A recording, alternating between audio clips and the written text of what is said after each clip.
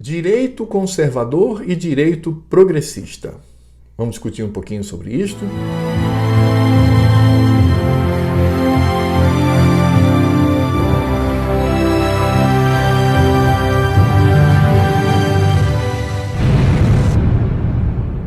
Olá, pessoal.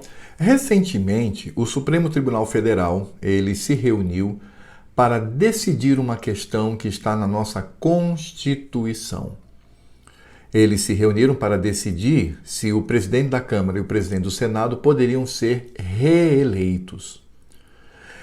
Não haveria problema se essa reunião acontecesse em outro contexto, mas ocorre que a nossa Constituição ela é muito clara. Não há recondução destes cargos por meio da eleição. Não há. A nossa Constituição ela impede cabalmente. Aí vem a pergunta: se é assim, então por que os ministros do Supremo Tribunal Federal se reuniram para discutir e decidir se o presidente da Câmara e o presidente do Senado deveriam ou não ser reeleitos?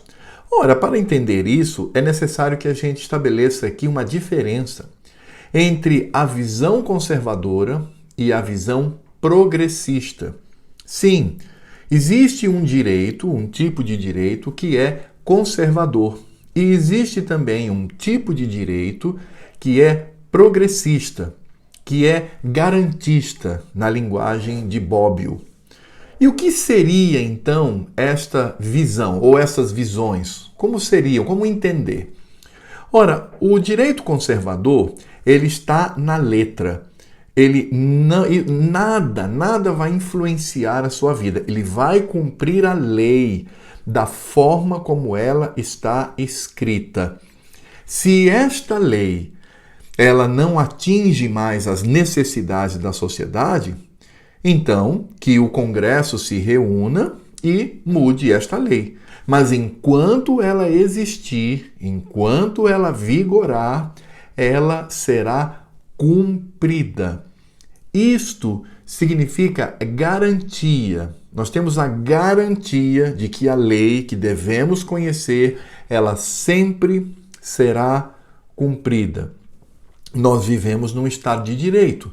Nós vivemos dentro de um Estado. Ora, o que é o Estado? Uma das definições de Estado, por exemplo, o Estado brasileiro, uma das definições é que nós vivemos debaixo da lei. Existe uma Constituição Federal que vai traçar a forma como governo e população devem viver e fazer. Ou seja, são os direitos e deveres. O Supremo Tribunal Federal é um dos três poderes. E qual é a função do Supremo Tribunal Federal? Vejam só, garantir o cumprimento da Constituição. Só que quando este Supremo Tribunal, ele não tem uma visão conservadora, mas ele tem uma visão progressista, um tipo de garantismo, em outras palavras, isso gera o quê? Isso gera insegurança jurídica. Porque por mais que lá esteja escrita a lei, mas esses juízes, esses ministros, eles vão agora, de certa forma, reinterpretar esta lei, por vezes aplicando decisões que contrariam a própria lei. Nós tivemos um placar de 6-5. Os 5 que votaram pela reeleição, seja só do presidente da Câmara, seja do presidente da Câmara e o presidente do Senado, eles sim contrariaram o que está na Constituição. Agora, qual é o argumento deles? O argumento é exatamente a visão progressista. Eles vão dizer o seguinte: a lei ela precisa atender aos anseios de minorias, aos anseios da sociedade, às novidades. Eles dizem assim, a lei ela deve ser viva e ela deve estar se adaptando. E aí é interessante, porque não é a sociedade que se adapta à lei, mas a lei se adapta à sociedade. Como eu disse, isso gera o quê? Isso gera instabilidade, isso gera insegurança jurídica. Mas é o que tem acontecido no Brasil. Infelizmente, nós temos, em sua maioria, um direito que é progressista. Um direito que pensa muito mais nesse dinamismo da lei para atender a anseios sociais do que fazer cumprir essa lei. Eu vou dar um exemplo bem simples para vocês. No artigo 226 da nossa Constituição, que fala sobre a proteção do Estado à família, esse artigo diz o seguinte: a família, base da sociedade, tem especial proteção do Estado. Ok, até aqui tudo bem. Mas no parágrafo 3º, prestem atenção, o parágrafo 3º diz assim: para efeito da proteção do Estado, é reconhecida a união estável entre o homem e a mulher como entidade familiar, devendo a lei facilitar sua conversão em casamento. Ora, o que a nossa Constituição está dizendo? Que é reconhecida a união estável entre o homem e a mulher como entidade familiar. Alguma dúvida? Não. É o que a letra da lei está dizendo. Mas eu pergunto, hoje, o espaço jurídico, pelo menos na sua grande maioria, pensa assim? Casamento para eles é somente a união entre um homem e uma mulher? Claro que não.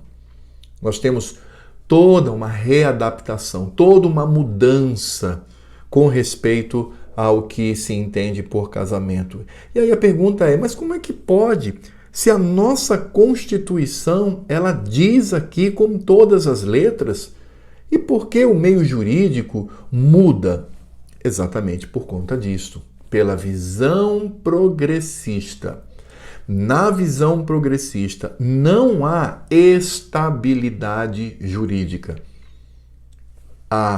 As aplicações da lei acontecerão conforme a mente do juiz, a mente do tribunal, o contexto em que vive. Veja, eu não estou aqui discutindo o mérito da questão. Quando aqui diz que a união estável entre homem e a mulher como entidade familiar, bom, isso pode ser mudado? Pode, claro, mas há um processo legal para isto. Quando o nosso Congresso deveria, obedecendo às leis, mudar esse ponto, ampliar esse ponto. Isso pode acontecer? Pode. E esse é o caminho. Agora, o que é difícil é você ter uma lei dizendo algo e o direito, né, na pessoa dos juristas, dos juízes, dos ministros, dá a interpretação que deseja. Isso é difícil. Portanto, essa é a diferença básica entre uma posição conservadora e uma posição progressista. A posição conservadora diz assim: família é a união estável entre um homem e uma mulher, até que esta lei ou este ponto da nossa Constituição seja legalmente mudado. Essa é a posição conservadora.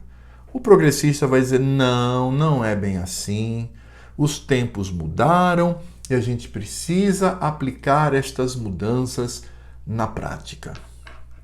É assim que funciona no Brasil, é assim que nós levamos a vida e é dessa forma que no Brasil, cada vez, ou na maioria das vezes, quando o Supremo Tribunal Federal se reúne, é aquele estresse.